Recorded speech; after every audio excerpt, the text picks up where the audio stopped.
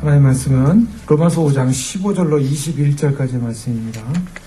아담, 그리스도, 그리고 율법의 기능이라는 제목으로 25번째 로마서 말씀 함께 나누기 바랍니다. 저희는 지난 시간에 살펴봤지만 이 대표자들로 인한 영향에 대해 살펴봤습니다. 인류의 본질적 대표는 아담이었습니다. 그래서 아담이 가져다 준 결과는 무엇이었는가? 아담이 실패했고 죄에 빠졌죠. 그 실패했고 죄에 빠진 결과는 무엇인가? 인간에게 멍에가 주어졌다는 것입니다. 그 멍에는 바로 죽음이라는 멍에가 주어진 것이죠. 아담이 가져온 것은 죽음이 가져왔고 그 죽음의 원인은 무엇이었는가? 바로 죄였습니다.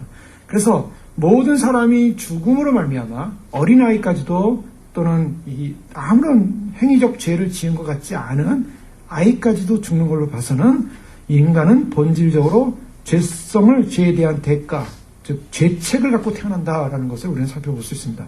죄에 대한 책임이 뭐냐? 바로 죽음이었습니다. 죽는 그 모습이 바로 아담이 가져다준 결국 끝이라는 것이죠. 사람이 이 땅을 살다가 죽고 나면 끝입니다. 아무리 난리를 치던 세상의 악한 악당들도 그 사람을 잡아서 사형을 시킨다 생각해 보십시오. 그러면 끝입니다. 더 이상 그 죽은 시체에 대해서 어떤 가치성을 보이지 않죠. 그래서 죽음이라는 것은 인간에게서는 그냥 끝, 더 이상 소망이 없는 것입니다. 아무런 가치가 없는 것입니다. 자, 하나님이 보실 때 아담 안에 있는 인간들을 하나님은 어떻게 보시냐면 죽은 시체로 본다는 거죠. 죽어 있다는 것입니다. 죽어 있는 곳에 가치가 없는 것입니다. 바로 여기에 인간의 절망이 있는 것이죠. 인간은 본성적으로 이러한 절망 속에 존재하고 있다는 것입니다. 그러나 하나님께서 이러한 절망적 존재를 살리고자 하는, 구원하고자 하는 하나님의 놀라운 계획을 하나님이 이루신 거죠. 바로 그것이 그리스도였습니다. 아담은 오십자의 표상이라 14절 마지막에 보면 이런 말씀을 하죠. 아담은 오십자의 표상이라, 모형이라. 왜 그랬습니까? 이 사람들이 주는, 이 아담이 주는 어떤 성격과 원리와 어떤 유산적인 면에서 같다는 것입니다. 아담을 인해서 모든 사람이 그 죄의 영향을 받는 것처럼 그리스도는 무엇인가? 그리스도를 통해서 그 안에 모든 영향을 받는다는 것이죠. 그럼 그리스도를 통해서 어떤 영향을 받고 있는가? 아담은 죄와 죽음, 사망을 가져왔지만 그리스도를 통해서 온 것은 생명이라는 것입니다. 바로 이 부분에 사도 바울은 로마 교회 성도들에게 이제 강조하고 있는 것이죠. 로마서 5장 1절에 보면 이신칭에 대한 확신을 얘기하고 있지 않습니까? 그러므로 우리가 믿음으로 의롭다 하심을 받았으니 우리 주 예수 그리스도로 말미암아 하나님과 화평을 누리자. 자, 믿음으로 의롭다 하심을 받았다라는 이 믿음이 무엇인가? 바로 예수 그리스도에 대한 믿음이죠. 그 의로움이 무엇인가? 하나님과의 관계성 속에서의 관계 회복이라고 했습니다. 하나님과의 관계 회복이 결국 가져온 것이 뭔가? 생명이라는 것입니다. 아담과 그리스도는 공통된 모습을 가진 대표자입니다. 다 동일한 영향을 주고 있다고 볼 수가 있어요. 그 동일한 다 영향을 주고 있는데 바로 동일한 영향이 한 명은 사망이고 그리스도는 바로 생명이다. 그런데 이 생명은 끝이 아니라는 것입니다. 오늘 특별히 성경에서 보여주고 있는 내용들을 보면 10절 말씀에 보면 이렇게 표현하고 있습니다. 곧 우리가 원수 되었을 때 그의 아들의 죽으심으로 말미암아 하나님과 화목하게 되었은즉 화목하게 된 자로서 더욱 그의 살아나심으로 말미암아 구원을 받을 것입니다. 더욱 그의 살아나심으로 라는 이 더욱이라는 표현을 하고 있죠. 또 15절 말씀 보시면요. 그러나 이 은사는 그 범죄와 같지 아니하니 곧 한 사람의 범죄를 인하여 많은 사람이 죽었은즉 더욱 하나님의 은혜와 또한 한 사람 예수 그리스도의 은혜로 말미암아 선물은 많은 사람에게 넘칩니다. 그래서 더욱이라는 표현을 하고 있습니다. 자, 더욱 17절에도 마찬가지죠. 한 사람이 범죄로 말미암아 사망이 그 한 사람을 통하여 왕노로 타였은즉 더욱 은혜와 의의 선물을 넘치게 받은 자들은 한 번 예수 그리스도를 통하여 생명 안에서 왕노로 살려오다. 자, 더욱 우리가 그냥 살펴보면 슬쩍 넘어갈 수 있는 부분인데 이 부분을 통해서 아담이 가져온 결과와 그리스도가 가져온 결과는 차이가 있다는 걸 발견하게 됩니다. 아담은 죽음과 죽음이요, 사망이요. 그 죽음과 사망은 무엇이라 했습니까? 끝이라 했습니다. 더 이상 없습니다. 그런데 생명은 무엇을 가져면 더욱이라는 것을 가져야 더욱. 끝이 아니라는 것입니다. 생명은 끝이 없는 것을 생명이라고 합니다. 자, 끝이 있으면 생명이라고 안 하죠. 끝이 있으면 무엇입니까? 그러면 끝. 살아있는 것이 가다가 끝. 그럼 뭡니까? 죽음이에요. 그런데 생명, 그리스도 안에 생명을 가졌다는 것은 끝이 없다는 것입니다. 자, 이것을 다른 표현으로 하면 영생이라는 표현을 쓰고 있죠. 또 더 나가서 이 생명이라고 하는 것은 어떤 의미를 갖고 있냐면 작은 씨앗이지만 그 안에 씨앗이 살아있다면 그 생명입니다. 그것이 싹을 내고요. 자라나서 꽃을 핀다고 할 때, 그리고 열매를 주렁주렁 달린다고 할 때, 그 생명은 무엇을 표현하고 있냐면, 작은 씨앗이지만 씨앗이 자라나고, 꽃을 피고, 열매를 맺히고, 무엇을 말하냐면, 더욱 성장해가고, 번성해가는 것을 상징하고 있죠. 생명은 무엇이냐? 생명은 더욱이라는 것입니다. 하나님께서 우리에게 주신 내용들을 보면요, 생명은 더욱이다. 이 생명은 굉장히 중요한 거죠. 그런데, 사람들이 이 생명을 받았으면, 그리스도 안에 생명을 받았으면 이것이 더욱더욱 어떻게 됩니까? 풍성해져야 되는 것이죠. 자, 생명을 받았는데 더욱더욱 풍성해지기 위해서 어떻게 보면 자라나고 꽃이 피고 열매를 맺히고 그래서 더욱더 풍성해지는 것이 생명의 모습인데 많은 사람들이 그리스도의 생명을 어떻게 하냐면 꼭 봉지에 싸가지고 주머니에 넣어놓고 다니는 분들이 많다는 거죠. 자, 무엇입니까? 나는 생명 얻었어. 그리스도 안에 생명 얻었어. 자, 그것이 끝이에요. 더 이상 그 생명을 발전시키고 그것을 성장시키고 그것을 열매시키려고 하는 마음이 없습니다. 생명이 굉장히 중요한 건데 우리의 싸움은요, 단지 이 생명을 사단은 빼앗으려고 합니다. 그 예수님 믿은 그 씨앗과 같은 생명조차도 빼앗아가려고 그래요. 그래서 그것을 어떻게든지 생명을 빼앗아서 많은 사람들이 어디에 머물렸냐면 세상에 나가서 예수를 믿냐 안 믿냐, 내가 구원 받냐 안 받냐, 그래서 내가 이 믿음을 뺏길 거냐 안 뺏길 거냐 맨날 이 싸움하는 거예요. 나는 크리스찬인데 크리스찬이 아닌 죄의 유혹을 받을 때 나는 생명을 가진 사람인데 생명자다워 살아야 되는데 아니면 나는 죄의 유혹 속에 빠져야 되는데 뭐 이런 식의 어떤 갈등, 생명을 유지시키는 부지시키는 소위 말해서 그 갈등만을 하고 사는 사람들이 많다는 것이죠. 성경에서 말하는 것은 단지 그 생명을 뺏기냐 안 뺏기냐의 이 정도 차원의 문제가 아니라 생명을 성장시켜야 한다는 것입니다.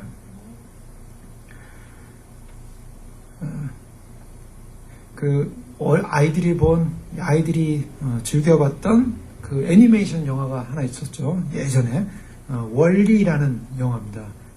이것을 보셨는지 모르겠는데요. 뭐 유튜브 같은 데 치면 뭐 나오는 것 같아요, 요즘도요. 근데 월리 이 영화를 보면 재밌습니다. 거기에 지구가 폐허가 됐어요. 지구가 폐허가 되고 전부 지구의 문명이 다 쓰레기가 됩니다. 지구에서 그동안 고층 빌딩이라든가 인간이 사용했던 모든 물질 문명들이 다 쓰레기가 돼요. 왜? 지구가 황폐화가 돼가지고. 지구의 온도와 자연 환경 때문에 황폐화돼서 다 지구가 이제 못 쓰게 됩니다. 다 그냥 폭풍 모래바람밖에는 불지 않아요. 가끔 비도 오긴 하지만. 그러다 보니까 지구 안에서 생명체가 살기 어려워진 겁니다. 그래서 지구에 있는 사람들이 이제 다른 도성으로 이탈을 해서 우주에 머물면서 무엇을 기대하냐면은 생명을 기대하는 거예요, 생명. 그래서 이 무너진 지구를 어떻게 하냐, 너무나 쓰레기더미 되니까 쓰레기더미를 해결하는 로봇을 하나 만들어놨어요, 로봇들을. 그 로봇의 이름이 월리입니다. 조그만 깡통 로봇인데요. 이 깡통 로봇이 하는 것은 다니면서 쓰레기를 배에다 모아가지고 꽉 누릅니다. 그러면 네모 박스만한 그 쓰레기가 탁 만들어져야 되면 탁 버려요, 탁 버려요. 그 일하는 거예요, 이 로봇은.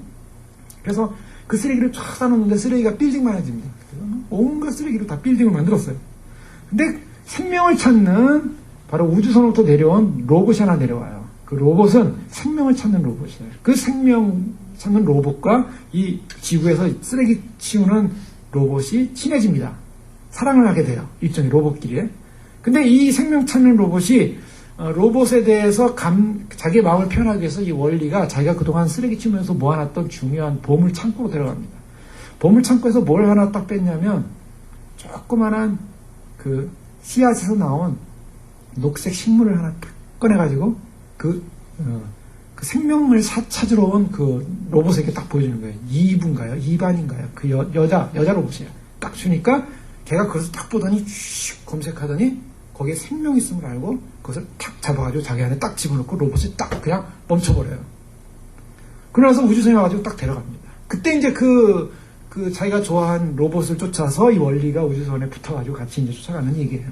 근데 거기 재밌는 거 보면요. 다 생명체는 없었어요. 지구에 생명체는 없었는데 이 로봇의 친구가 된 생명체가 바퀴벌레예요. 바퀴벌레가 막 뛰어다니면서 한 마리 바퀴벌레가 로봇과 친해집니다. 자, 우리가 이렇게 평상시 바퀴벌레 보면 어떻습니까? 기분이 흉측하죠. 바퀴벌레 집안에 한 마리만 있으면 여기 바퀴벌레 알을 낳나 보다. 무슨 난리가 납니다. 지금 집안이 난리가 나요.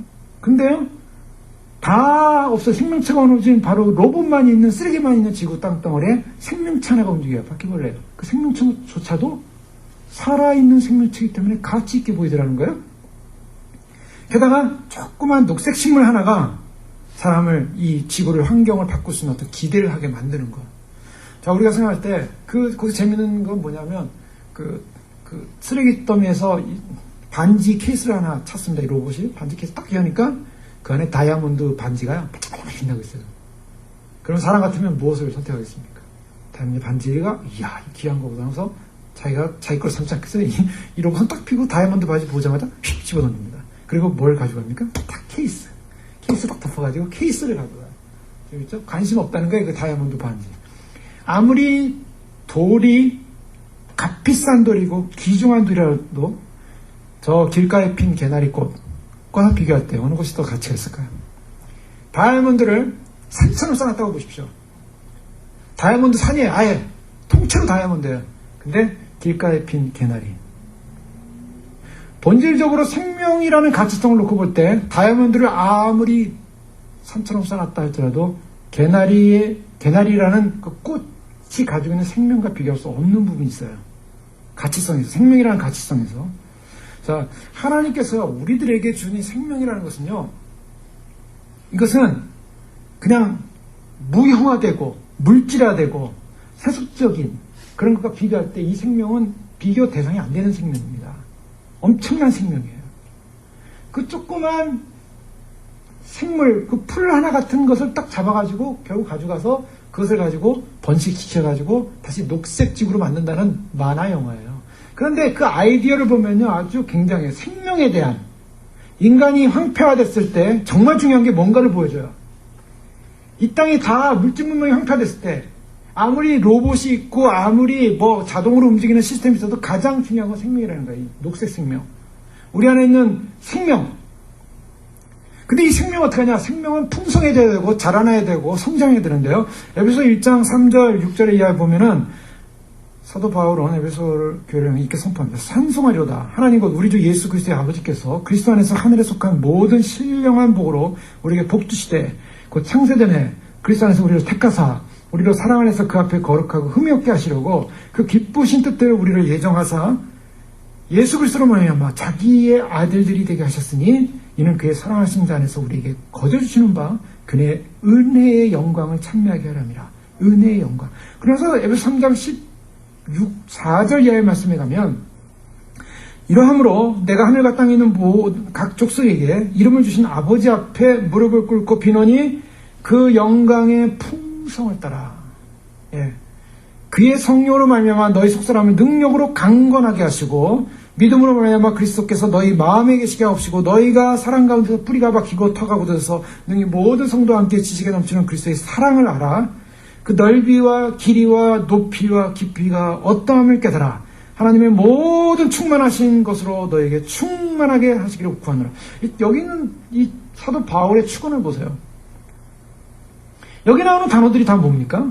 영광, 기쁨, 아름다움, 풍성함, 충만.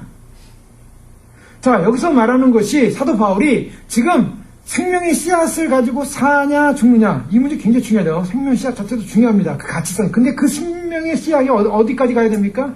영광 위에 영광, 기쁨 위에 기쁨, 아름다움 위에 아름다움, 풍성함 위에 풍성함. 영광의 풍성을 따라. 영광이 어느 정도냐면 그 풍성이래요. 풍성이라고 하는 이 표현은 플레로마라는 그 헬라어의 원어를 갖고 있어요. 플레로마. 이 플레로마라는 것은 플로토스라는 말로 여기 쓰이긴 했지만은 그 플레오라는 이 플레로마라는 이것은 또 riches. 푸 그 자예요. 추상명사예요. 푸, 더 riches. 그리고 wealth. 가장 큰 부, 가장 큰 웰스예요. 여러분 무엇이 진정한 부입니까? 생명을 갖고 있고 그 생명이 성장되어지고 그 생명의 가치성으로 영광에서 영광, 기쁨에서 기쁨. 우리가 예수님을 믿어도요, 사람들이 생명 없는 자처럼 살아요. 그냥 다이아몬드만 잔뜩 쌓아놓으면 그게 행복이라서, 그게 행복이 아니라 우리가 가진 그 예수 그리스도 안에 있는 생명이 진정한 부라고요. 부. 그 부를 깨달아야 되고요. 그 부를 인식해야 돼요. 그 부를 깨닫고 그 부를 인식해야만이 그 생명에 대한 더욱 소망을 갖게 된다는 거예요. 그 소망을 갖지 않으니까 어떡합니까? 하나님 나라의 생명, 하나님 나라의 은혜, 관심이 없어요. 자, 예수님께서 이루신 이 더욱이라는 이 놀라운 생명의 가치성. 이것은 여기서 머무는 끝으로 끝나는 것이 아니라 끝이 아니에요. 끝이 아니기 때문에 끝이 아닌 계속적인 영원한 그 영광스러운 풍요. 그 영광의 풍요. 그런데 아담은 왜 이러한 끝을 가져왔습니까? 아담이 가져온 끝은 불순종이었어요. 하나님의 말씀에 대한 불순종. 예수님이 가져온 생명은 무엇이었습니까? 완전한 순종이었어요. 여기서 불순종과 하나님을 기쁘시게 하는 완전한 순종 사이에 이 차이는 상상을 초월합니다. 그래서 진정한 축복과 진정한 용서와 진정한 행복은 어디 있습니까? 그리스도 안에 있어요. 여러분, 우리의 모든 인생의 조건, 삶의 조건이 뭡니까? 삶의 조건은 사람들이 이 땅을 살면서 삶의 조건이 좀 만족되는 곳을 살고 싶다. 그래서 나의 삶의 조건을 더 풍요롭게 하고 싶어 하잖아요, 사람들이. 근데 풍요롭게 하는 관심이 어디 있습니까? 그리스도인이 이 땅을 살면서 나의 삶의 조건을 좀 더 만족시키고자 하는 갈증. 좋은 환경입니까? 좋은 조건입니까? 좋은 배경입니까? 물론 그것이 어느 정도 우리가 갖는 하나의 그런 또 안정감도 없잖아 있어요. 구약에서는요, 축복의 개념이 뭐냐? 구약은 물질적이었어요. 그리고 가시적이었습니다. 이걸 잘 보셔야 돼요. 많은 사람들이 신약에서의 축복의 개념을 구약으로 끌고 가가지고 구약에서 받은 축복의 개념을 신약으로 데리고 와요. 근데 구약은 축복의 개념이 물질적 가시적이었어요. 예를 들면 축복받았다고 하면요, 구약에서는 소유한 소와 양과 낙타의 수가 많더라. 자손들이 많더라. 이것이 하나의 축복의 개념처럼 설명이 돼요.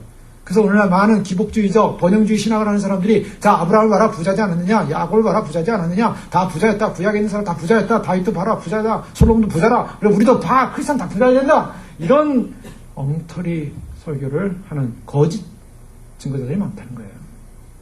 그렇지 않습니다. 신학은 축복의 개념이 어떻게 들어와요? 물질 개념입니까? 예수님께서 물질 많이 가지면 축복이라고 했어요? 예수님 그런 말씀 하신 적 한 번도 없어요. 예수님은 물질의 개념을 얘기하지 않아요. 물질적, 외향적, 물량적 축복이 아니라 영적인 부분을 가르쳐요, 예수님이.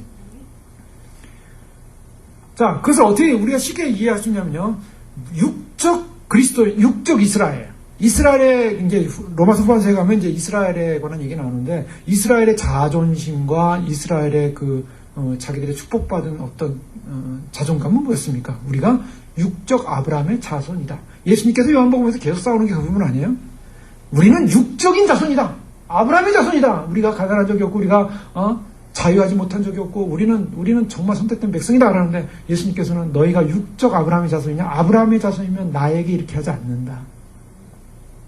예수님은 무슨 말이냐면 너희는 아브라함 자손이 아니라는 거예요. 즉 영적인 아브라함 자손이지 않으면 구원받지 못한다고 말씀하고 있어요. 육적 계열이 아니에요. 육적 계열로 오지 않아요. 신학으로 넘으면. 근데 많은 착각이 이 땅에서의 진정한 행복과 삶의 어떤 만족이 무엇이냐, 어떤 세상적 물리적 물량적 조건이 만족되어지면 사람도 행복할 것 같습니까? 대궐 같은 제가 예전에 저쪽 파사디나 쪽에 있을 때 거기 샌 마리노라는 동네가 있어요. 그게 굉장히 오래된 동네라고 하고 또 부유한 동네라고 하더라고요. 근데 거기 이제 파사디나 위쪽을 올라갔다 내려갔다 할 때 보면 이제 이쪽 저쪽 많이 가게 되는데, 집들을 보면 집들이 궁궐 같은 집들이 많아요. 야, 여기는 무슨 궁궐이구나. 왜냐면 모양도 궁궐 같고요, 크기도 커요. 그러니까 어떤 한 지사님이 거기 사셔서 한번 갔는데, 뒤에 갔더니 수영장에 테니스장에 별게 다 있더라고요. 그래서 이야, 여기는 참 궁궐이다. 그런데 살면 행복할까? 사실 시골에서 이제 공부하려고 이제 한국에서 서울로 올라온 그런 이제 분들이 시골에서 이제 시골에 그 농촌에 살다가 서울에 이제 유학을 온 거 아닙니까? 그래서 이제 걸어가면서 이제 유학 오는 학생들이 서울에 와서 유학하는 거 대부분은 이제 뭐, 세를 살잖아요. 뭐 월세를 살든 학생들끼리 모여서 살든. 근데 제 선배 전도사님이 한 번은 이제 그분은 저 경상도 부산에서 왔어요. 부산에서 왔는데 가면서 빌딩을 보는 거야.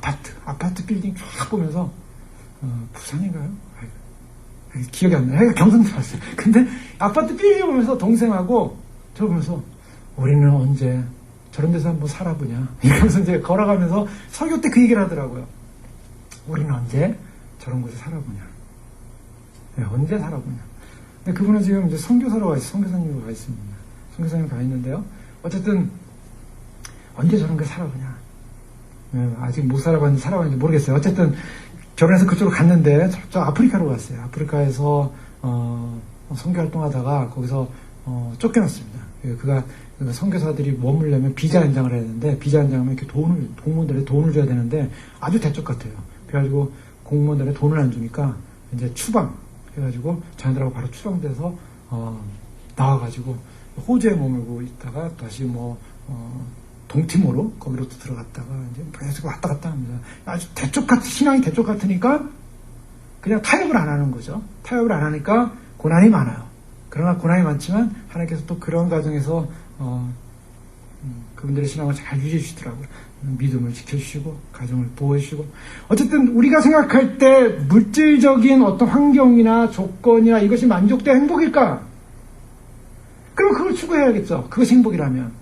그런데 그 안에 머물러 있는 인생의 본질적 모습이 바뀌지 않는다면 그리고 그 생명에 대한 기쁨의 감정을 느끼지 못한다면 누리지 못한다면 그것은 성경에서 그것을 복이다, 축복이다 이렇게 얘기하지 않아요. 자, 우리의 가치성이 뭐냐? 생명을 받았다라는 이 가치성의 중요성을 우리가 놓치지 말아야 된다는 거. 생명의 가치성. 그래서 이 생명을 받은 자로서의 감동과 감격이 있을 때 진짜 하나님의 사랑에 대한 은혜와 그 자비와 긍휼에 대한 반응이 있게 되는 것이죠.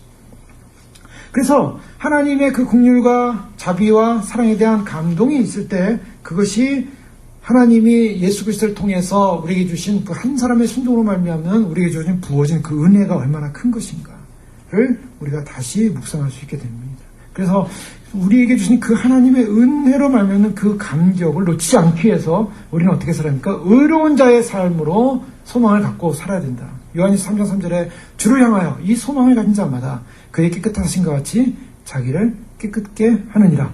우리의 위치를 분명히 확인하고 우리가 어떻게 부름받았고 어떤 존재고 어떤 세상적 가치관과 비교할 수 없는 생명을 가진 존재라는 것, 그것 안에 우리가 머물 수 있어야 한다는 거죠.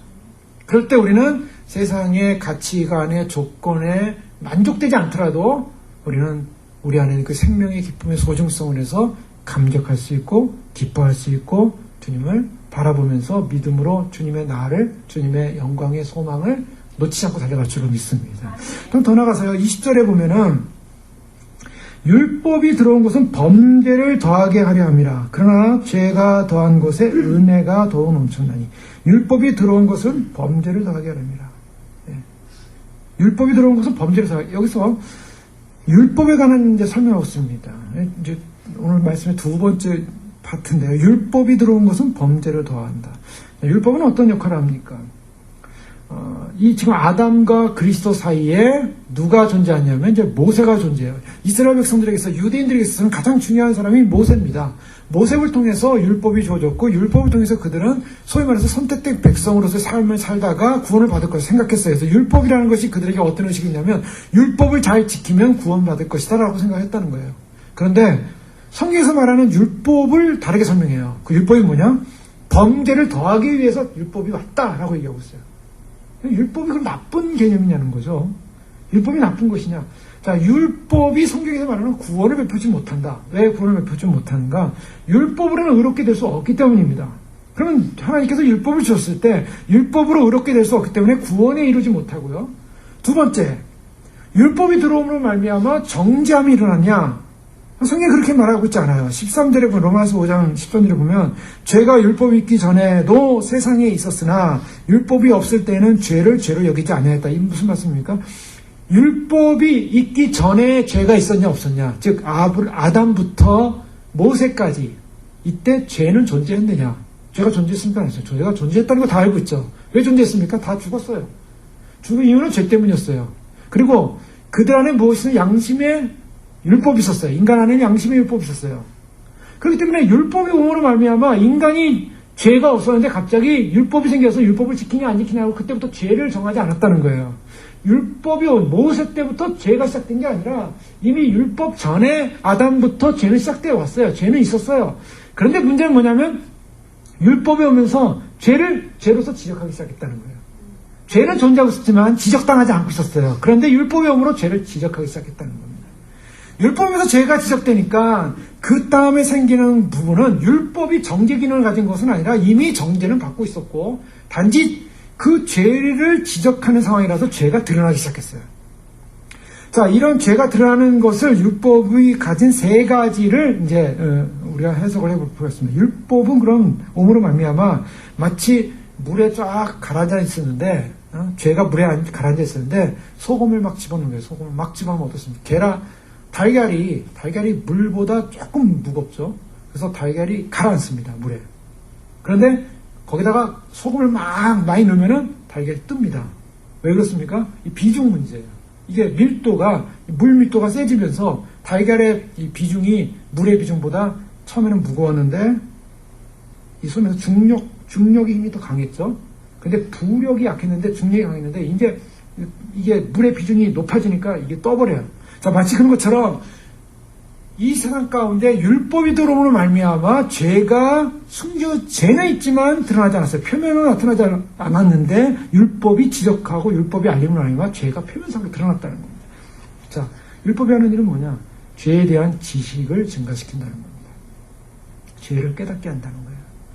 죄를 깨닫게 3장 20절에 보면 로마서 이렇게 말합니다. 그러므로 율법의 행위로 그의 앞에 의롭다 하심을 얻을 육체가 없나니 율법으로는 죄를 깨달음이니라. 죄에 대한 지식을 증가시킨다고 말하고 있어요. 또 로마서 7장 7절에도 보면요. 율법이 들어온 것은 범죄를 더하게 하려는 이 20절 말씀을 근거로 해서 살펴보면 율법은 그런즉 우리가 무슨 말을 해요? 율법이 죄냐? 그럴 수 없느니라. 율법으로 말미암지 않고는 내가 죄를 알지 못하였으니 그 율법이 탐내지 말라 하지 않으시면 내가 탐심을 알지 못해서 율법이 뭐라는 거예요? 죄를 알게 한다는 거예요. 원래 탐내지 말라라고 했는데 예전에는 탐내지 말라라는 율법이 없었을 때는 내가 탐을 냈어도 그게 죄인지 몰랐어요. 그냥 탐을 내고 있는 거예요. 근데 그거는 자기는 탐을 내고 있지만 죄는 안 짓고 있다고 생각했죠. 근데 하나님 입장에서 보면 죄를 짓고 있는 거예요. 인간 안에. 그런데 율법이 탐내지 말라 했으니까 내가 예전은 양심의 가치가 없었는데 이제는 양심의 가치가 자꾸 오는 거예요. 아, 이거 죄구나. 그런 의미에서 율법이 죄를 지식을 알려준다. 저희가 하나님 말씀을 지식적으로 알아야 될 이유가 뭐였냐면 바로 이런 의미가 있습니다. 하나님 말씀을 우리는 좀 알아야 돼요. 깊이 알아야 돼요. 지식적으로 알아야 됩니다. 지식적으로 모르면 내가 죄를 지어도 죄인지 모른다는 거예요. 내가 어디로 가는지 모른다는 거예요. 내가 어떤 상태인지 모른다는 거예요.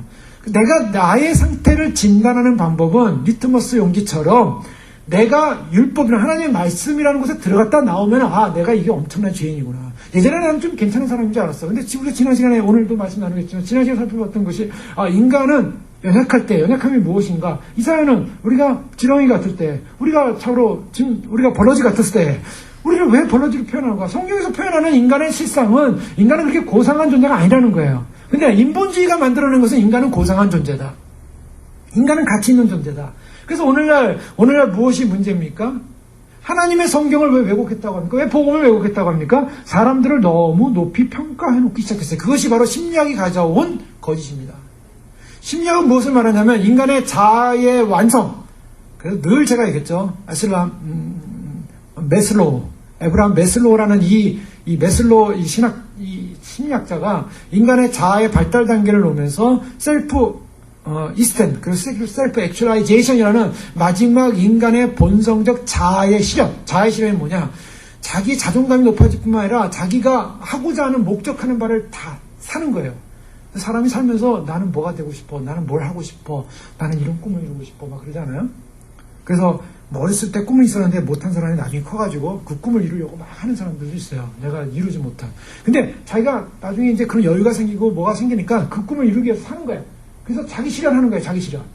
그래서 내가 이런 사람이 되고 싶었는데 못했기 때문에 나중에 그거라도 하자. 그래가지고 그렇게 해서 사서 그러면 뭐가 옵니까? 세스파이가 오잖아요. 내 안에 그냥 만족함이 오잖아요. 그 만족함이 올 때 그 사람은 자아의 액츄얼라이제이션, 자아가 완성됐고 자아가 실현화됐기 때문에 그 사람은 해피니스, 행복한 사람이다. 그래서 인간에게는 바로 그 행복함이 오는 것이 중요한 거다. 인간의 어떤 가치성을 자꾸 높여가지고요. 인간을 자꾸, 인간의 셀프를 자꾸 이해해주고, 그래서 그 셀프를 만족시켜주는 걸 뭐라고 얘기하면 그걸 치료라고 얘기해요. 치료. 그래서, 무슨 인생에 문제가 생기고 고민이 생겨서, 그 심리학자나 아니면 정신의학자나, 뭐 정신병이죠. 정신과 의사를 찾아간다든가, 아니면 임상 심리학자를 찾아가서, 상담을 하게 되면 상담인의 카운셀링의 내용이 뭐냐? 바로 그거예요. 당신은 훌륭한 사람이고 당신은 그걸 할 수 있고 당신은 그런 능력이 있고 당신은 그것을 또 인지하고 인식하고 그렇게 인식하고 인지함으로 말미암아 당신은 이미 많이 성숙했고 그 성숙한 당신의 자아를 높임으로 말미암아 당신은 그 일을 함으로 그 얼마나 좋아요. 나라는 이 그동안 내가 하지 못했던 또 내가 열등감을 있고 피의식을 가지고 내 삶에 문제가 있었고 가치가 있었고 그래서 나를 높여주고 나를 높여주고 나를 해서 내가 이런 사람이 됐어. 나 굉장한 사람이 됐어. 나 대단한 사람이 됐어. 나 이제는 행복해. 나는 이제는 해결했어. 그게 치료라는 거야. 치료된 것 같죠. 행복해요. 인간으로서 만족해요. 그런데 성경으로 딱 돌아보면 그게 치료가 아니에요. 그게 치료가 아니라 더 무너져야 돼요. 더 죽어야 돼요. 자, 이것이 역설이에요. 기독교의 역설. 사실 기독교는요, 인간이 하나님 앞에서 완전히 아무것도 아니라는 존재로 가야 한다는 거예요. 그게 죄의식입니다. 죄에 대한 인식. 그 죄 문제를 다뤄줘야 돼요. 자, 거기에는요, 심리적 치료욕 보면은 죄라는 죄 문제를 다루지 않아요. 그냥 훌륭하다고 당신 할 수 있다라는 격려만 해줘요. 그거 심리요법이에요. 그래서 오늘날 교회들이 하는 거는 뭐냐면 성도들을 많이 모으기 위해서 어떤 일을 하냐면 심리요법을 쓰는 거예요. 당신은 훌륭한 사람, 사랑받게 태어난 사람, 당신은 하나님이 놀라운 기회를 갖고 있는 사람, 원더풀 뭐 오면 당신은 하나님께서 놀랍게 부르셨고 그거 외에는 없어요. 자기가 죄인이라는 의식이 전혀 없어요. 자기 죄에 대한 의식 전혀 없어요. 그 의식을 갖는 거는 일종의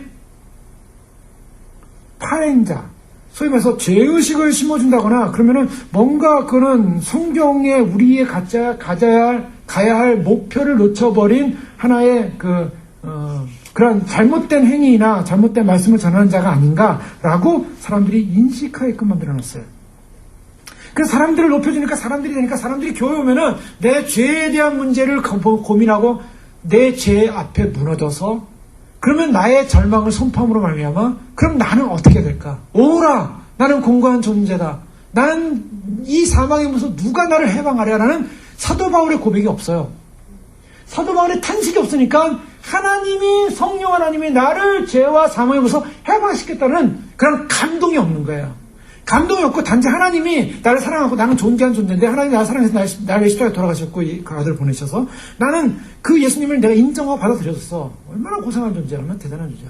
그런 하나님의 놀라운 사랑을 내가 포기하지 않고 내가 그걸 무시하지 않고 내가 받아들였어. 그랬더니 하나님이 나에게 그다음부터 축복해주고 하나님이 나를 사용하시고 나를 사용하시고 그러니까 그 사람은요 얼마나 훌륭한 사람인지 몰라요. 그래서 교회가 예수 그리스도만 부인하지 않고 예수님만 미워하지 않고 예수님의 사건을 인정하고 그래서 교회만 나와줘서 교회 마당만 밟아주고 그래서 그것에 대해 인정해주고 따라와 주기만 하면 당신은 훌륭한 사람이야.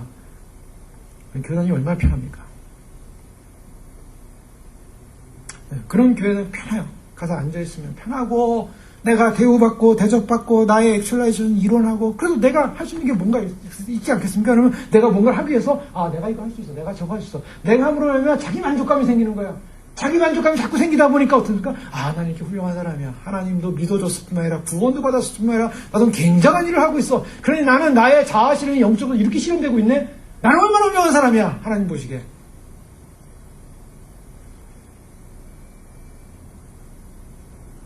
과연 그것이 진정한 신앙의 길일까? 좀 이따 살펴보겠습니다. 그렇지 못함을.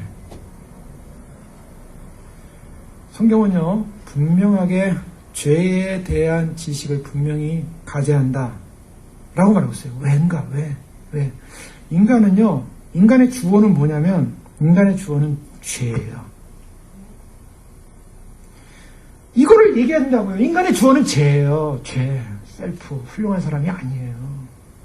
이거 그렇다고 제가 말씀드리는 것이 너무 인간을 너무 무너뜨려 놔가지고 인간을 너무 네거티브하게 생각하고 소위 말해서 과학적 정신증을 갖고 있어서 인간을 너무 이렇게 너무 나쁘게 만드는 거냐, 나를 너무 나쁘게 만드는 거냐. 아니요, 그게 아니에요. 실체라고요, 실체. 성경이 뭘 말하고 있는가. 성경이 말하는 거 보자고요. 7장 5절 보십시오. 이렇게 말하고 있어요. 우리가 육신에 있을 때 율법으로 말미암는 죄의 정욕이 우리 지체 중에 역사하여 우리로 사망을 위하여 열매를 맺게 했다. 자, 여기서 뭐냐, 우리가 육신에 있을 때 사람들이 고상하게 옷 입고 다니고 고상한 모습을 다니고 고상한 차를 다니고, 그래도요, 인간은 뭐냐면 이거예요. 육신에 있을 때 율법으로 말미암는 죄의 정욕이 우리 지체 중에 역사하여 우리로 사망을 위하여 열매 맺겠다. 자, 누가요? 우리가 육신에 있을 때 주어가 누구예요? 죄의 정욕이 주어예요. 내가 누구냐? 인간이 누구냐? 그럴 때 인간의 주어는 죄의 정욕이에요. 죄의 정욕대로 사는 거예요. 죄의 정욕대로. 그래서 이 죄의 정욕이 우리 지체 중에 역사. 내 죄의 정욕이요. 내 손이 역사. 손이 역사 가지고 내 죄의 정욕이 손으로 슬쩍 남의 거 훔치기도 하고요. 슬쩍 나쁜 짓 하기도 하고요. 슬쩍 횡령하기도 하고요. 슬쩍 죄의 정욕이 손을 가지고 하는 거예요. 왜? 욕심 때문에, 욕심. 그래서 그 결과가 뭐예요? 사망을 위하여 열매를 맺다.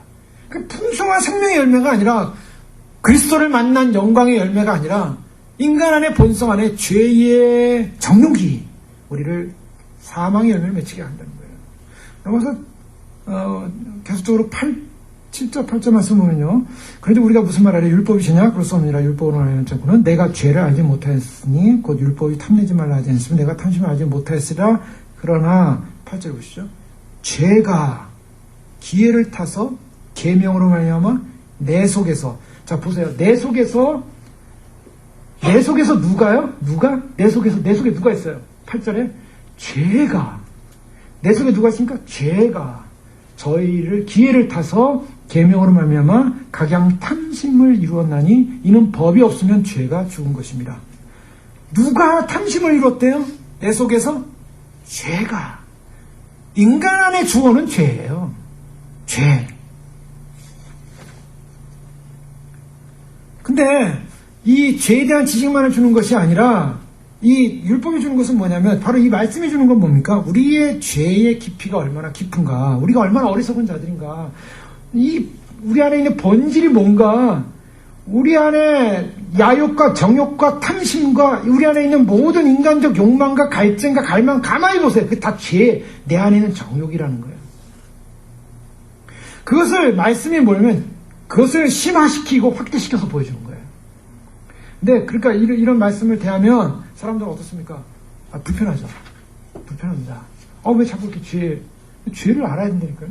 죄를 알아야 내가 죄인이라는 것을 인식해야만 돼요. 오늘날 문제는 뭐냐? 가장 심각한 문제는요. 교회의 최대 골칫거리 같은 문제는 사람들이 마땅한 바대로 죄의 지식을 갖지 못했다라는 것입니다. 죄에 대한 지식이 사라졌어요. 죄에 대한 메시지, 죄에 대한 지식을 하면 병적인 사람들로 취급할 수가 있어요. 사람들이 환영하지 않고 기뻐하잖아요. 그런데 죄에 대한 인식과 지식을 갖지 않으면 하나님의 은혜에 대한 은혜를 알지 못하고 구원에 대한 구원을 알지 못한다는 거예요.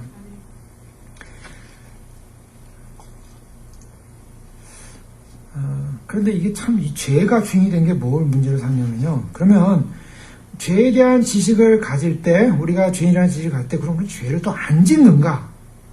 여기 또 이제 또 질문을 던져요. 죄에 대한 지식을 많이 가지면 우리는 죄를 또 안 짓는가? 자, 우리가 보통 신앙생활하면서 우리 이 세상이 영원하지 않다는 거 알아요, 사람들이요. 예수님 믿는 사람들은요, 우리가 예수님 믿고 나중에 천국 간다는 거 알아요. 천국 있다는 거 알아요. 천국, 지옥 있다는 거 압니다. 그리고 이 땅이 우리의 살 곳이 아니라는 것도 알아요. 그리고 우리의 시민권은 하늘에 있다는 것도 알아요. 사람들이요, 내가 믿는 신앙이라는 것은 바로 우리가 가야 할 본향이 천국이다라는 것도 인정합니다. 이 땅이 영원하지 않다는 것도 알아요. 하나님 나라가 온다는 것도 알고 있어요. 그날에 갈 것도 알고 있어요. 그런데 그걸 알고 있는데 그럼 우리가 과연 이 땅에 대해서 정말 초연한 채 미련 없이 삶을 살고 있냐는 거예요. 살고 있습니까? 내가 정말 하나님 나라 갈 걸 알고 주님 거두실 것도 알고 내가 이 세상에 영원히 살 것도 아니라는 것도 알아요. 다 알아요. 그런데 정말 이 세상에 정말 밀어버리고 주님 한번 바라보면서 살고 있냐는 거죠. 그렇지 못한 우리 자신을 봅니다. 여기서 나는 그렇게 살고 있어요. 쉽지 않은 삶이죠. 사람들이 그렇게 못 사는 압니다. 그래서 늘 우리는 이런 얘기를 해요. 마음은 원이고 우리는 원하지만 워낙 우리는 육신이 약하고 그러니까 뭐 그런 거 아닙니까? 인생이 그런 거 아닙니까? 이제 그렇게 우리는 사실 그렇게 우리가 얘기를 합니다. 이게 뭐예요? 이게 아직도 우리의 이 죄성이 있다는 거예요. 아직도 우리의 죄성이 남아있다는 거죠. 우리가 정말 주님을 완전히 믿고 완전히 100% 완전히 변화됐다고 얼마나 좋겠어요. 아직도 그 굴레 안에 있다고요. 사람들이요. 교회 많은 분들이 자동차들 이렇게 보면은, 뭐, 이렇게 주차장에 서진 자동차들 보면은, 이렇게 십자가 이렇게 세워놓은 사람들 많이 있어요. 여기 동네는 또 뭐, 부적 같은 거 오르는 차도 많이 있죠. 어쨌든 십자가 오르는 차도 많이 있어요. 사람들이, 이렇게 좋은 말씀, 성경 말씀 있으면 송 액자 있으면 이렇게 갖다 붙여놓습니다. 붙여놔요. 그런데, 그렇게 말씀을 붙여놓고 십자가를 걸고 살지만은, 실제로 신앙 면에서는 그렇게 과연 살고 있는가? 그냥 걸어만 놓고 사는 거예요. 걸어만 놓고. 사람들이 오래 살아도 대단한 일을 할 것 같지 않아요. 굉장히. 지금까지 살아온 생애를 보면요. 앞으로 더 한 20년, 30년, 뭐 예를 들면 한 뭐 70세 된 분이 앞으로 더 살면 얼마나 더 살겠습니까? 80, 90, 20년 더 살 수 있지 않겠어요? 뭐 더 오래 살면 30년 더 살겠죠. 그런데 여태까지 70년 살아온 생애를 보면 그 굉장한 삶을 산 것 같진 않아요. 우리가 그래요. 우리가 뭐 굉장한 삶을 살아야 됩니까? 그저 그냥 자녀들 잘 키우고 내 삶에 성실하게 살고 그럼 뭐 우리의 인생에서 다 잘 산 거 아니겠습니까? 뭐 맞습니다. 그런데 앞으로 살아도 뭐 그거 외에는 없을지도 모르겠어요. 뭐 굉장한 뭐 주님의 나라와 영광 뭐 이것도 생각지 못하고 그냥 그저 그렇게 살다가 세상을 떠날 수 있는 그냥 인생이에요. 그런데 인간의 마음속에 뭐가 있어요? 그래도 오래 살아야지. 오래 살고 싶은 마음. 하는 것이 인간의 본성이에요. 자, 오래 안 살고 싶은 사람 있습니까? 만약에 주님이 아신다면, 주님이 안 오신다면, 오실 때까지 오래 살아야 돼요.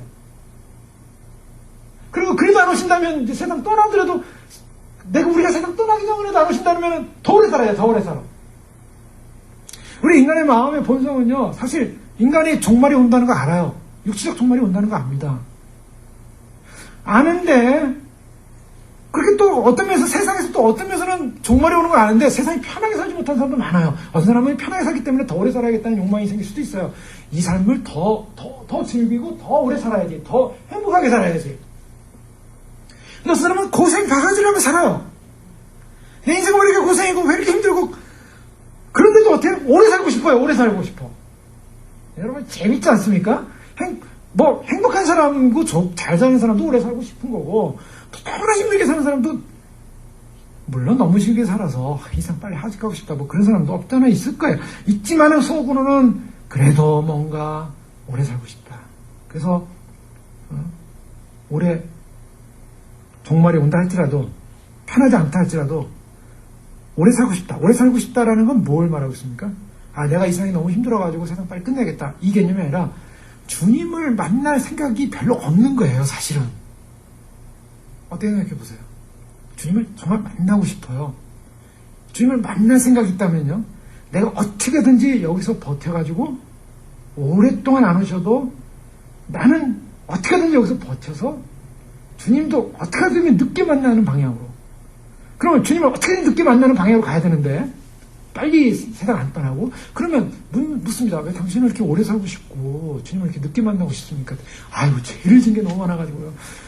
그래요. 죄를 진 게 너무 많아서 주님 만나는 게 좀 무서워요. 그러면 좀 더 오래 살고 회개해야겠죠. 오래 살면서 그동안 죄진 걸 회개하는 거예요.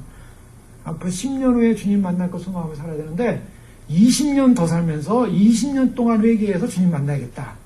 이거 박수를 쳐주고 싶어요. 왜? 주님 만날 때 더 깨끗하고 거룩하게 만나기 위해서 더 살아야 되는 거예요. 그런데 과연 그런 사람들이 20년 동안 회개할까? 20년 동안 회개할까 보면은 아니요, 회개하기 위해서 나는 더 오래 살아야 되고 주님 만날 날을 바라보지만 너무 죄진 게 많아가지고 빨리 지금 가면 안 돼요. 좀 천천히 가야 돼요. 이런 사람이 조금 더 천천히 가면서 회개를 과연 많이 할까? 아니요, 오히려 세상 시간 즐기는데 시간 다 보내고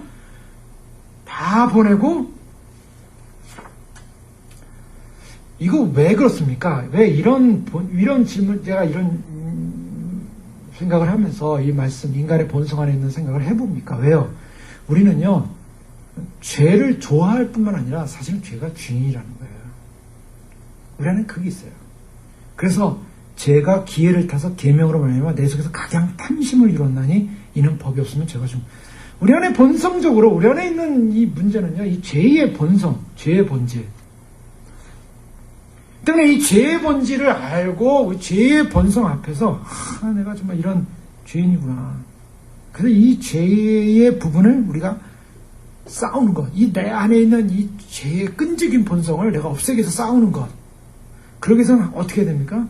절대적으로 하나님을 의지해가는 신앙이 필요하다는 거예요.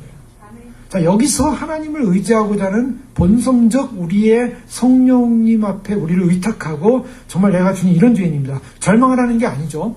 하나님을 의지하고 주님을 바라보고 우리 전체 상품이 정말 우리의 전체 존재가 왜곡되어 있고 부패되어 있다라는 이 존재를 바라보면서 우리는 절망을 느낍니다.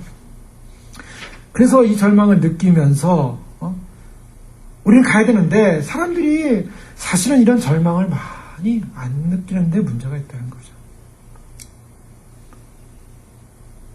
자신들이 죄인이라는 생각을 하지 않는다는 거예요. 큰 죄를 안 졌기 때문에 나는 어떠한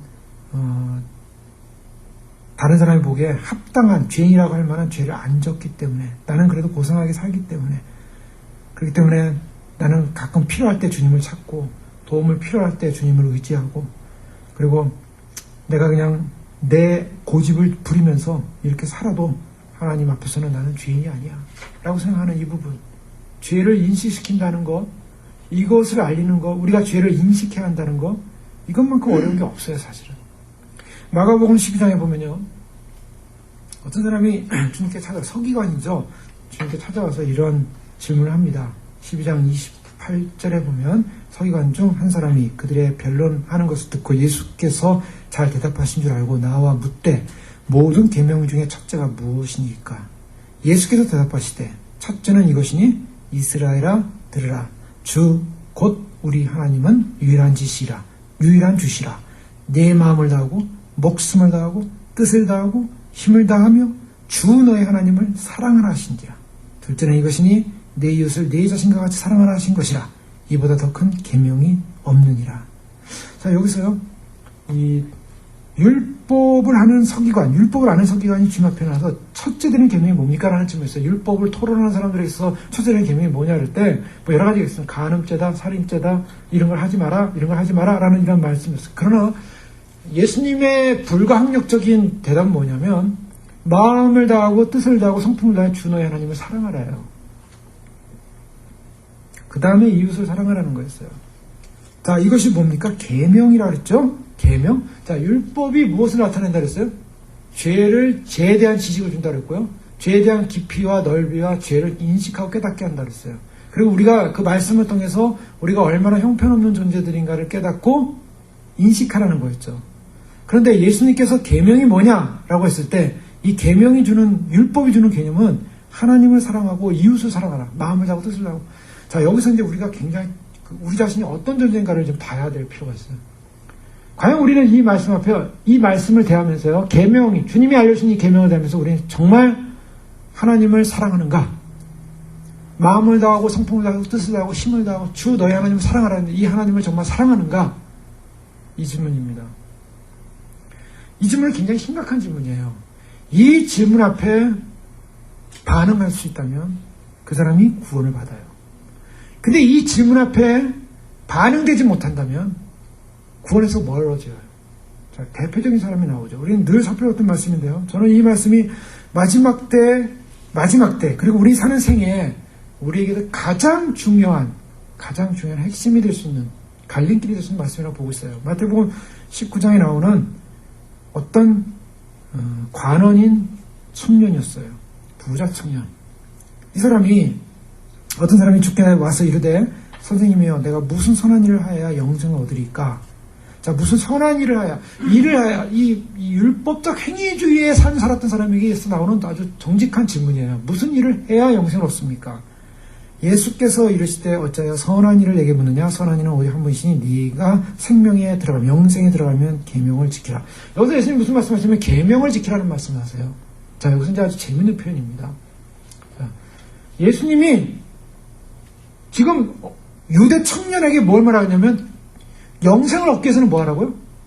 계명을 지키래요. 자, 이것이 맞는 답입니까?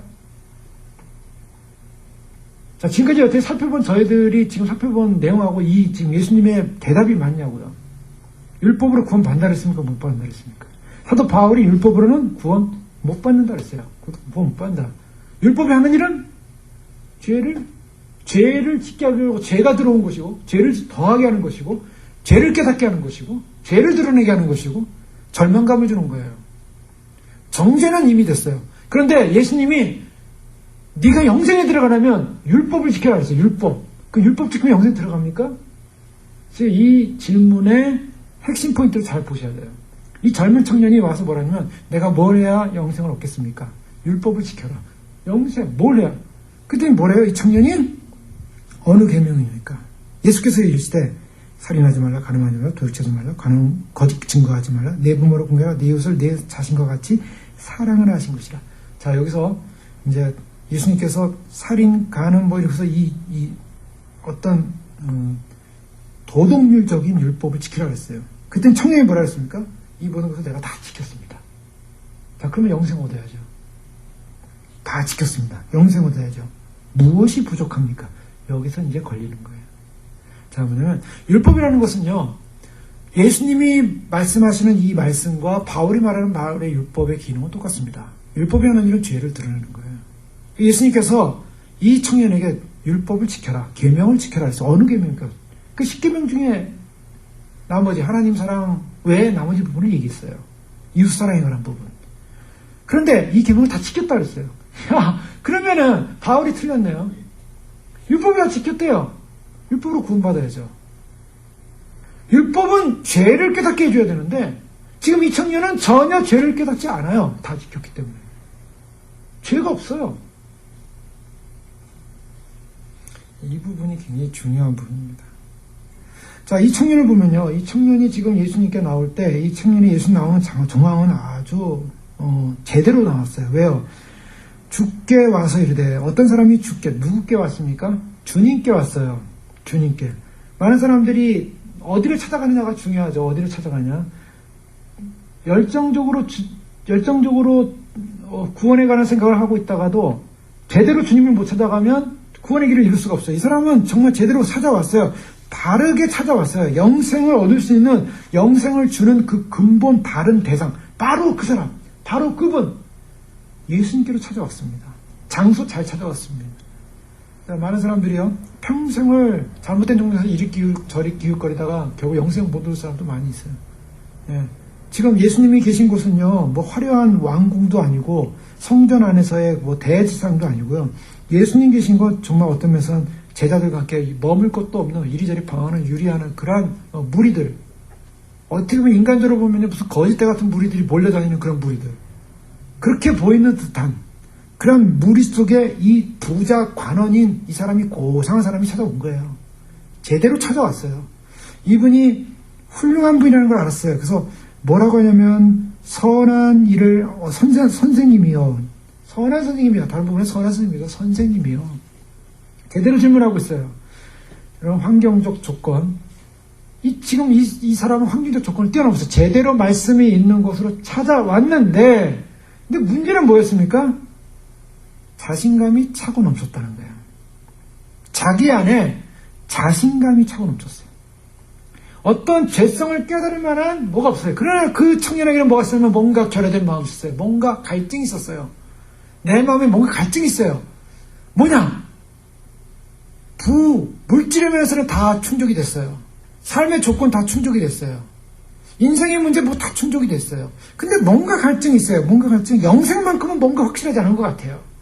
그래서 이 청년에게서는 정말 중요한 게 영생만큼은 확실하게 잡고 싶다. 그래서 영생을 줄 수 있을 그 신적 능력을 가진 저 예수님께로 오면은 좋겠다. 그래가지고 묻는데 이 사람이 사람들 앞에서 그 자신이 니고데모와는 다르게 사람들이 있는 공개적인 장소에서 왔어요. 어떤 면에서 자기가 관원이었고 부자였고 또 어떤 면에 자존심 상해 자기 안에 영생을 얻지 못했다라는 어떤 결핍된 신앙적 어떤 자기의 부족함이 사람들에게 공개되는 장소로 왔어요. 그것까지도 감소를 합니다. 그리고 예수님께 정말 어떻게 하면 얻을 수 있는가? 어떤 면에서는 자기의 충만한, 자기는 의로와서 구원을 받으실 거라고 생각하는 바리새인과는 비교도 안 되는 겸손한 모습. 거만도 떨지 않았고 거드름도 피우지 않았고 단지 자기 필요를 느껴서 필사적으로 와서 영생을 얻기를 원했어요. 필사적으로. 자, 이런 면에서는 참 박수를 쳐주고 싶은 그러한 청년이었고 관원이었어요. 그런데 문제는 그렇게 결핍을 느꼈음에도 불구하고 자기의 행위 속에서는 전혀 부족함을 못 느끼는, 소위 말해서 죄성을 느끼지 못한, 그래서 그 죄성을 못 느끼지만 뭔가 불안한 거예요. 뭔가 불안한데 자기는 죄인이 아니에요. 의로와요. 여기에 이 뉘앙스를 인식하시겠습니까? 자기는 정말 의로와요. 자기는 반드시 구원받은 사람이라고 스스로 생각을 하고 있어요. 근데 뭔가 불안해요. 불안하니까 마지막 보험 하나 들고 싶은 거예요. 마지막 보험, 생명보험, 영생보험. 그 영생보험만 딱 들어놓으면 자기 인생에 있어서 전혀 약간의 그 결핍된 두려움이 없을 것 같아요. 공허함이 좀 사라질 것 같아요. 근데 예수님께서 여기서 뭐라고 합니까? 예수님은 그 사람의 심리적 안정을 위한, 그래서 그 결핍을 덜어주기 위한 안정을, 그의 불안과 소망 없음과 또한 어떤 그의 원하는 동기를 추구하고자 하는 어떤 것에 대한 반응을 보이잖아요. 왜 너는 선한 일을 내게 묻느냐? 선한 이는 오직 한 분이시니 내가 생명에 들어가려면 개면. 선한 이는 오직 한 분이시니. 관심을 뭐라고요?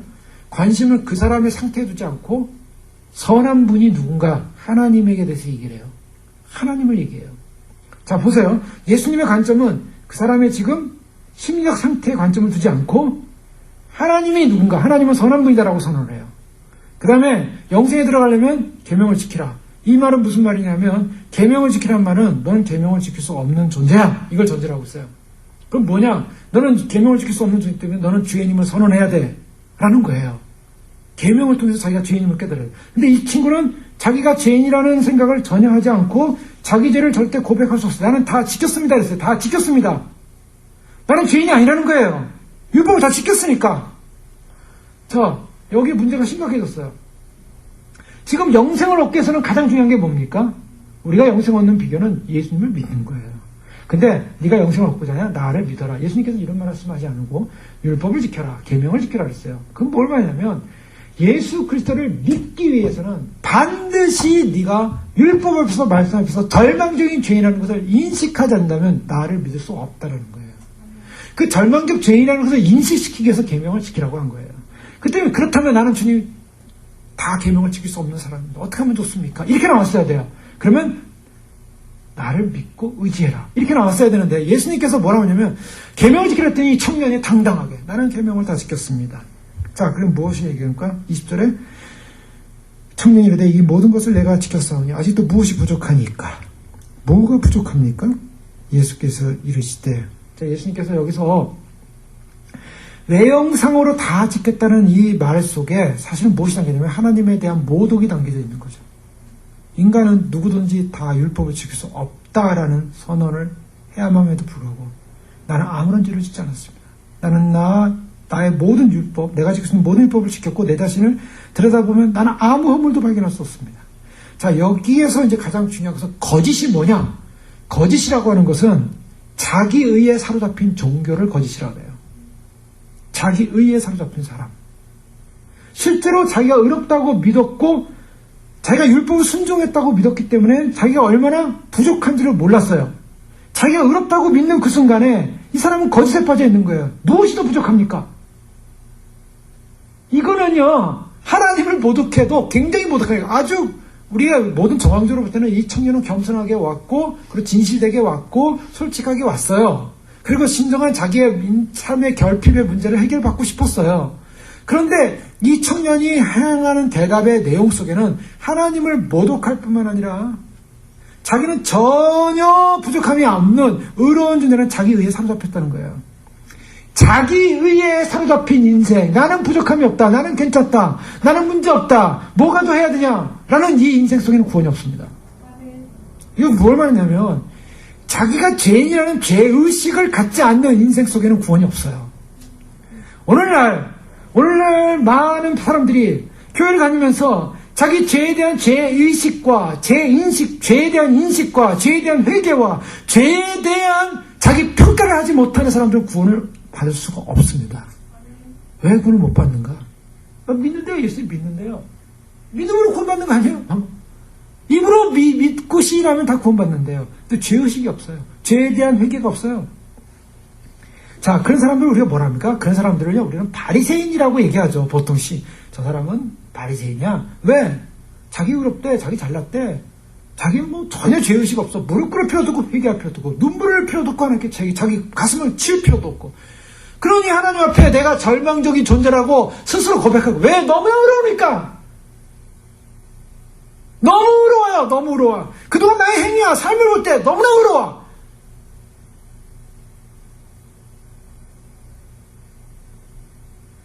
오늘날 많은 사람들이 자기 의에 빠져서 교회 다니면서 너무 어려워요. 너무 어려워.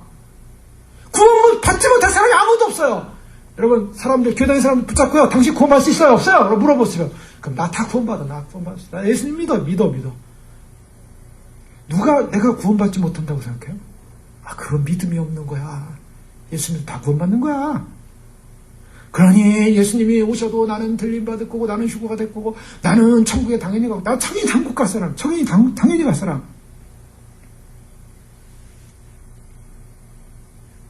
다 의로움 속에 빠져 있어요. 주님, 내가 뭘 더 해야 할까요? 난 여태까지 잘했는데요. 주님, 내가 뭘 더 해야 좀 내가 불안한 마음이 없어지는 영생을 얻을까요? 보험 하나 더 확실하게 잡을까요? 주님, 전 잘하지 않았어요, 그동안? 자기 위에 다 빠져 있는 거예요, 자기 위에 전부. 여러분, 이 청년의 모습이 주님 앞에 와서, 하나님, 나는 죄인입니다. 내가 어떻게 하면 구원을 받을 수 있겠습니까? 자기 죄의 고백이 없어요. 예수님 뭐라고 하셨습니까? 예수님이 하신 말씀 잘 보세요. 21절로 예수께서 이르시되 네가 온전하고자, 이 온전하고자 할 때는 내가 부족한 것이 무엇이 있습니까? 그럴 때는 예수님께서 볼 때 내가 부족한 것이 뭐가, 너 부족한 게 있다는 거예요. 근데 자기는 부족한 게 없대요. 청년은 부족한 게 없대요. 예수님은 네가 온전하고 할 텐데, 이 말을 전제한 이유는 너 부족한데 네가 정말 온전하고 싶냐? 이 말은 무슨 말이냐면 너는 율법을 다 못 지켰어요. 자기는 다 지켰대요, 청년은. 근데 예수님의 평가는 넌 못 지켰어. 뭐요? 자, 이것은 이제 예수님 말씀은 19절에 있는 내 이웃을 내 자신같이 사랑하라. 요 말씀을 예수님은 결정하신 거예요. 왜 그랬냐면, 내가 온전하고 달진데 내 소유를 팔아 가난한 자들에게 주라. 그러면 하늘에서 보화가 되게 있으리라 하시고. 이걸 오해하시면 이 말씀은요, 우리가 다, 모든 걸 다 자선행위를 다 내어줘야만이 구원받는다는 행위적 구원을 말하고 있는 게 아니에요. 어떤 사람은 내가 뭔가를 막 좋은 일을 많이 했기 때문에 구원받을 수 있는 조건이 되지 않게. 아니요. 그걸 말하는 게 아니에요. 지금 가난하게 다 주라 해서 너 가서 구제하고 자선행위하고 뭐 이런 것만 해야 구원받는다는 게 아니죠. 이것은 뭘 말하냐면 내 이웃을 내 자신같이 사랑하라는 말씀을 행하라는 거예요. 뭐냐면 만약에 내 이웃을 정말 내가 사랑한다면 내가 가진 것을 남에게 줄 때 누구에게 준 거예요? 누구를 사랑했기 때문에 준 거예요? 자기를 사랑했기 때문에 준 거예요. 내 이웃을 내 자신과 같이 사랑하라 그랬어요. 그러니까 내 이웃을 사랑하기 때문에 내 이웃을 내 자신과, 자기는 사랑하잖아요, 사람들이. 자기는 사랑해요. 남들 사랑하기 참 힘들죠. 근데 남들도 너 자신같이 사랑하라는 이 말씀을 지켰냐? 다 지켰습니다 그래요. 뭘 또 부족합니까? 그래? 다 지켰냐? 그러면 네 소유 다 그 사람한테 줘라. 그 사람한테 주고 누구한테 준 거냐? 너한테 준 거야. 널 사랑하는 행위야. 널 사랑하는 행위. 널 사랑하는 행위를 좀 해봐라. 그 내용이 뭐냐? 내가 가진 거 다 줘라. 이 청년이 어떻게 했어요? 나 다 지켰는데요? 다 줄 수 있어요? 그러면 아마 주님께서 받으셨을 거예요. 그런데 청년이 재물이 많음으로 이 말씀을 듣고 근심하며 가니라. 이 청년은 자신을 내드릴 수가 없었어요. 자, 우리가요, 정말 예수님을 믿고 따르는 이 율법이 뭘 말하냐? 이 청년의 죄를 드러내고 있어요, 지금 율법이. 이 율법은 이 청년이 자기가 죄인이라는 사실을 인식하고 깨닫고, 그 다음에 그 죄에 대한 인식을 해놨으면 어떻게 하면 했습니까? 주님 앞에, 주님, 저는 죄인입니다. 저는 정말 하나님 말씀을 다 행할 수도 없는 죄인입니다. 라고 항복하고 주님을 따르겠습니다. 라고 했어야 돼요. 그런데 그는 율법이 정하는 죄에 대한 지시를 함에도 불구하고 자기의 죄에 대한 고백을 하지 않았어요. 자기의 죄에 대한 고백을 하지 않으니까 어떻게 합니까? 주님을 처음엔 열정적으로 따른 듯 탓하면서 주님의 말씀을 다 들을 것처럼 하면서, 그리고 주님의 말씀은 무엇이든지 들어서 자기가 구원을 받을 것처럼 했지만 결국 어떻게 했습니까? 구원에 관한 생각을 열정적으로 하다가도 실제로 주님을 따르라는 그 메시지 앞에 돌아서고요.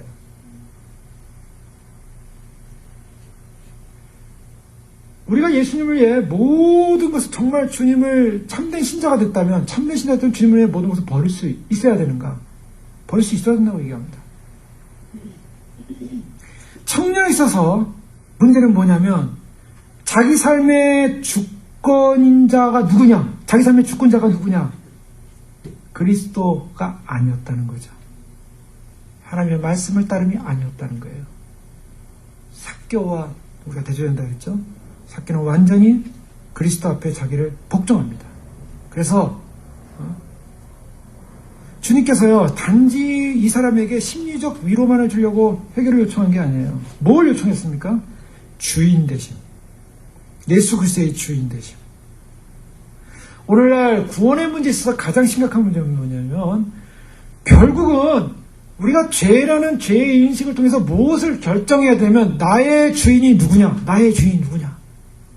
그 주인을 분명히 할 수 있는가? 그 주인 앞에 나의 삶을, 정말 주님을 사랑하는 그 사랑, 그리스도의 주되심을 완전하게 이해하고 순종할 수 있는가? 순종하려는 의지가 있는가? 정말 참된 거듭난 사람이고 참된 구원받은 사람이라면, 내가 주님의 말씀 앞에, 주의 주권하심 앞에, 주의 주되심 앞에 내가 주권적 나의 주인이 바로 주님이시라는 사실을 인정하겠습니다.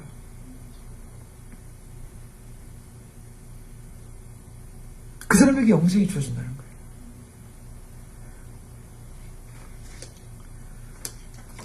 주님께서 저희들에게, 자, 이 율법이 들어온 것은 뭐냐? 결국 율법은 범죄하는 우리 자신을 드러낼 수밖에 없는, 그래서 그 들여서 절망을 느끼게 해요. 그런데 그 답이 뭡니까? 거기서 끝나는 것이 아니라, 그러나 20절에 보면 죄가 더한 것에 은혜가 더욱 넘쳤나니, 죄에 대한 분명한 인식이 있어야 주님을 신뢰하고 주 앞에 항복합니다. 죄에 대한 인식을 하지 않으면 하나님께 항복하지 않아요. 오늘날 사람들이 왜 주님을 사랑하지 않고 주님의 나라를 소망하지 않는가? 주님을 갈망하지 않는가? 주님을 주인 되지 않은가? 자기가 죄인이라는 인식을 하지 않기 때문이에요. 뼛속까지, 머리부터 뼛속까지 자기가 죄인이라는 인식을 하지 않아요.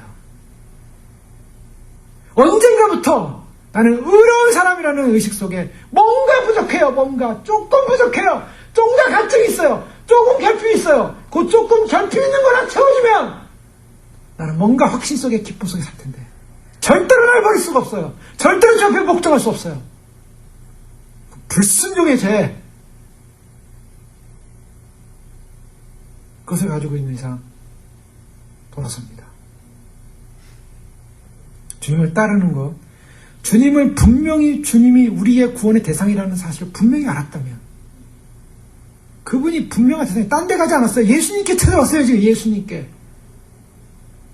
예수님께 정말 영생을 주시는 예수님께 찾아와서 예수님 붙잡지 않고 돌아서는 인생 수없이 많습니다. 수없이. 예수님께 나와서, 교회까지 나와서 결국 예수님 안 따라요.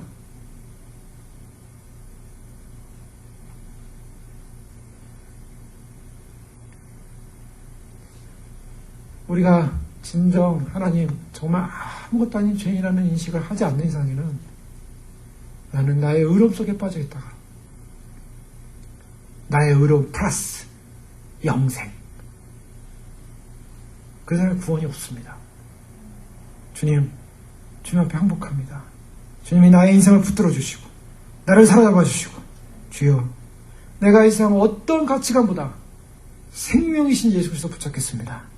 돌덩어리, 금덩어리, 다이아몬드, 산삼처럼 살아도 나에게 생명 줄 수 없습니다.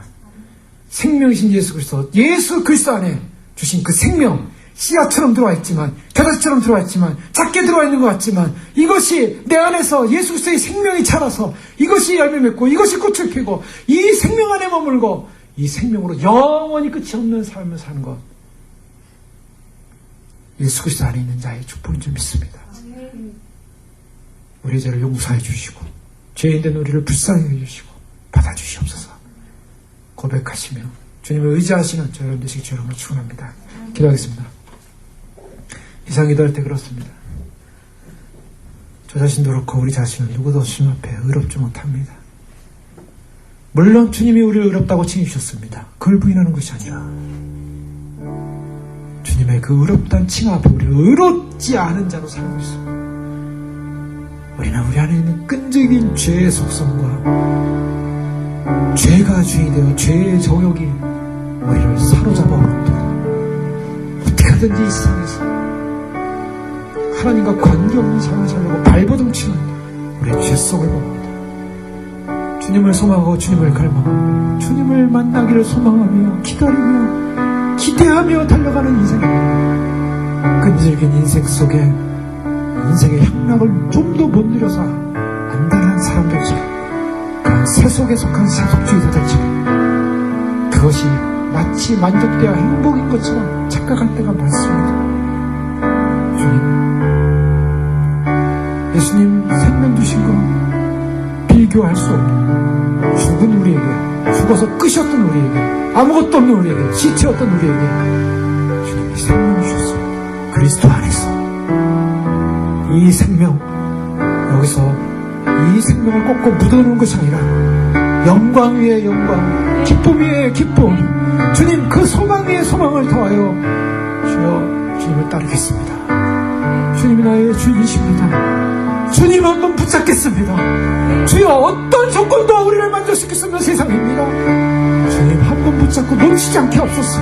주님께 왔다가 주님을 못 만나고 주님을 따르지 못하는 불행한 인생 되지 않게 하여 주시옵소서. 주님을 따르지 않소서. 함께 기도하겠습니다. 아버지 하나님 감사합니다. 주여 저희를 붙들어 주셔서 아버지 하나님 참으로 주님 만나고 주님 의지하고 주님 앞에 아버지 하나님 살아갈 수 있도록 도와주시옵소서.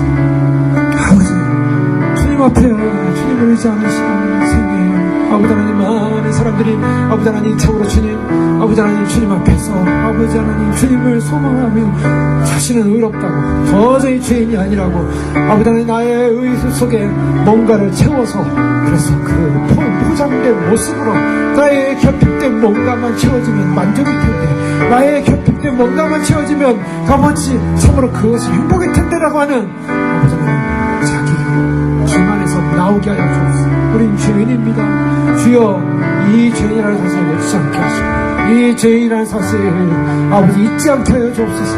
주여 우리가 참으로 주 앞에 주님께서 하시는 말씀대로 순종하겠습니다. 주님이 정말 주인이신 것을 고백합니다. 주님이 주인이신 것을 고백합니다. 주여 세상의 것 다 못 내려주셨습니다. 좋은 아파트, 좋은 집, 좋은 것 다 못 내려도 좋습니다. 주여 좋은 환경, 좋은 조건 다 없어도 좋습니다. 아버지 하나님 우리를 만족시키는 것이 조건이 아니었습니다. 우리를 만족시키는 우리의 문제는 우리의 죄의 문제였습니다. 우리의 교만의 문제였습니다. 우리의 오만의 문제였습니다. 모든 것들 다 만족시킬 만한 아버지 참으로 그래서 거기서 또 한 가지만 더 만족된다면 우리는 만족이 된다 라고 생각하는 그 어리석은 자만에서 벗어나는 것이 주여 참으로 주님 한 번만 예수님 한 번만 주님 한 번만 의지하게 하여 주시옵소서. 주님 한 번만 따르기 원합니다. 희생하게 하시고 섬기게 하시고 아버지 하나님 나는 머리 둘 곳이 없다고 말씀하신 주님의 길처럼 아버지 우리의 생애 가운데 우리의 삶 가운데 참으로 주님 한 번 따르는 이 길이 참으로 주 앞에 가식되고 아버지 하나님 거짓되고 하나님 속이고 나를 만족시킬 뿐만 아니라 나의 것을 만족시킬 뿐만 아니라 나의 것을 놓치지 않겠노라고 고집 부리면서 주님을 결국 따라가지 않는 어리석은 자가 되지 않게 하여 주시옵소서. 주여, 우리가 아무것도 아닙니다. 주님 보실 때 얼마나 더럽습니까? 주님 보실 때 얼마나 어렵지 못합니까? 하나님을 속이고 그러면서 우리는 죄인이 아니라고 스스로 판단하고 살아가는 어리석은 자들 아닙니까? 주여, 불쌍히 여주시옵소서. 주여, 긍휼히 여주시옵소서. 세속주의에 빠져있고 향락주의에 빠져있고 세상의 만족을 누리며 아버지 그러면서 거기서 영생까지 얻으려는 그런 파렴치한 인생들 아닙니까? 주님, 저희 불쌍히 여주시옵소서. 아버지 하나님, 참으로 주님 보시기에 아버지 하나님 참으로 주님의 인도하심과 주님 보시기에 합당한 아버지 하나님 주님의 기준을 놓치지 않는 인생 되게 도와주시옵소서. 주여, 불쌍히 주시옵소서.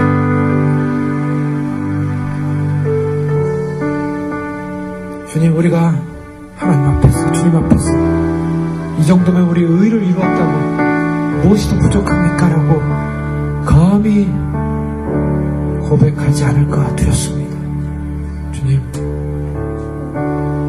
주님 앞에, 주님의 어미하신 말씀 앞에 우리 자신을 볼 때 우리가 얼마나 형편없는 세속주의에 빠져있는 이 세상에 묶여있는 인생들이죠. 주님, 그렇게 않기를 원하고 살지만 우리의 삶 속에, 우리의 정욕 속에 우리 안에 있는 우리의 죄가 주어가 돼서 우리를 사로잡아올 때가 얼마나 많은지